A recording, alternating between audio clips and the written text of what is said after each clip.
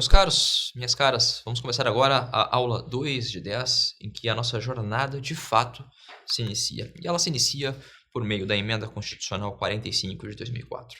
Foi nessa alteração da Constituição que nós instituímos a reforma do Poder Judiciário. E não se engane, reforma do Poder Judiciário não significa apenas Poder Judiciário, mas sim Poder Judiciário e instituições correlatas que contribuem nas funções essenciais da Justiça.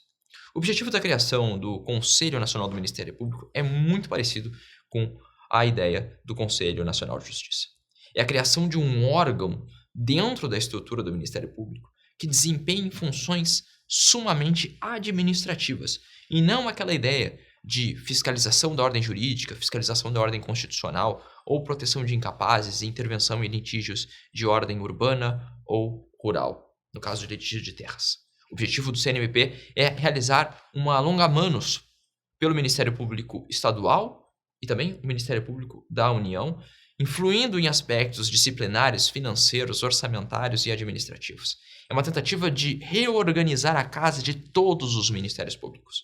E, portanto, se você viu lá atrás que o CNJ é responsável pelo controle fiscalizatório, financeiro, orçamentário e administrativo, o CNMP também desempenha essa função.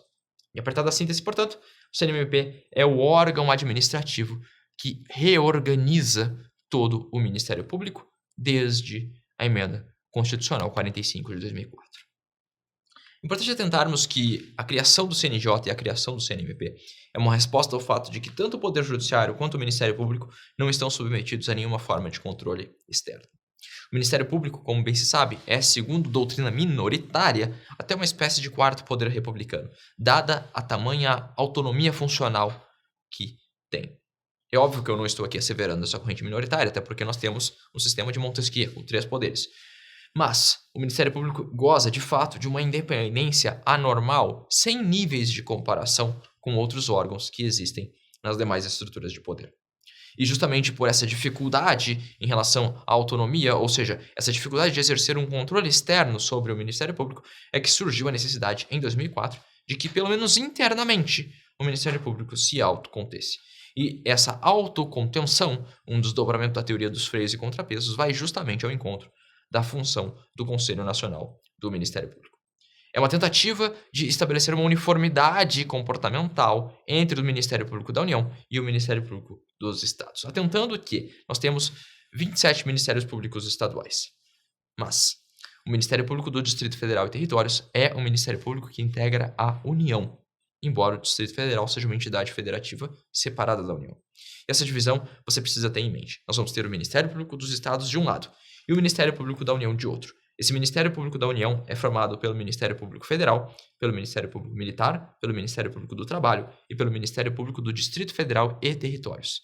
Todos eles estão sob a chancela do Procurador-Geral da República, enquanto que o Ministério Público dos Estados terão, cada qual, o seu respectivo Procurador-Geral. Essa diferença você precisa dominar, embora nós saibamos, mais à frente, que por meio da composição do Ministério Público, todos ficarão nesse guarda-chuva do Conselho Nacional do Ministério Público, do CNMP. Pois bem, quais são os 3 mecanismos de controle dispostos hoje, dentro dos quais se insere o CNMP? Nós vamos ter as corregedorias de cada Ministério Público. Então, você tem o Ministério Público do Sergipe com uma corregedoria, você tem o Ministério Público do Rio Grande do Sul com uma outra corregedoria, você tem o Ministério Público Federal com a sua própria corregedoria, e ao lado você também vai ter a própria corregedoria do Conselho Nacional do Ministério Público. Então, nós teremos uma corregedoria de caráter federal ou estadual e uma corregedoria de caráter nacional, que é a corregedoria do CNMP. Por outro lado, nós vamos também ter as ouvidorias, chamadas por aí de ombudsman. E qual é o objetivo dessa corregedoria? É basicamente estabelecer uma ferramenta de controle externo social. Atenção, eu disse ali atrás que o Ministério Público não se submete a nenhuma forma de controle externo.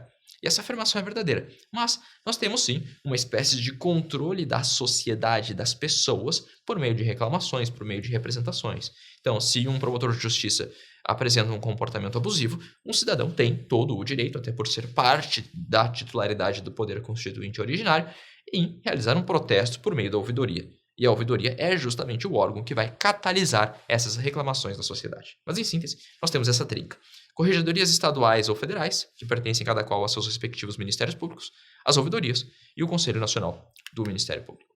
Pois bem, o CNMP tem a sua própria ouvidoria e a sua própria corregedoria, ambas de caráter nacional, porque o próprio CNMP é nacional. Sem grandes mistérios, afinal o nome da instituição é Conselho Nacional do Ministério Público. Mas dentro de uma lógica de planos federativos, esse nome não é tão singelo e tão sem pouco brilho como parece. Uma vez que ser nacional dentro da lógica constituinte brasileira significa dizer que ele exerce influência sobre todas as entidades federativas. Logo, o Ministério Público Federal e o Ministério Público Estadual estarão submetidos à corregedoria e à ouvidoria do CNMP.